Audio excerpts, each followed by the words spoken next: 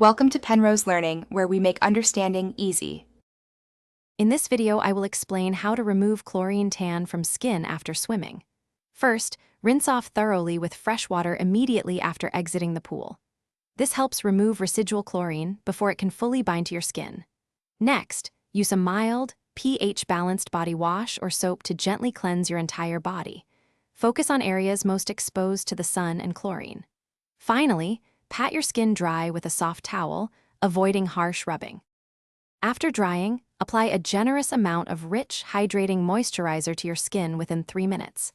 This locks in moisture and helps repair your skin's barrier. For persistent chlorine tan, a mild exfoliant can be beneficial, used 1 or 2 times a week. Choose products with ingredients like alpha-hydroxy acids or vitamin C, which can help brighten and even out skin tone. Remember to be gentle to avoid irritation. For stubborn chlorine discoloration, a paste made from baking soda and water can be applied to affected areas for a few minutes before rinsing. Another natural option is diluted apple cider vinegar.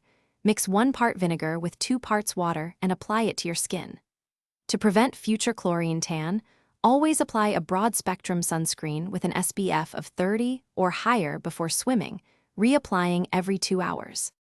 Maintaining good overall skin health is key.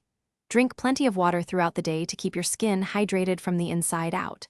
Consider wearing protective swimwear, such as rash guards, especially during prolonged sun exposure, to minimize both sun and chlorine contact.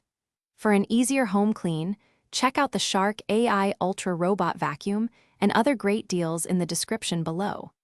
These steps will help keep your skin looking its best after every swim. Thanks for watching. If this was helpful, leave a like and consider subscribing. See you next time.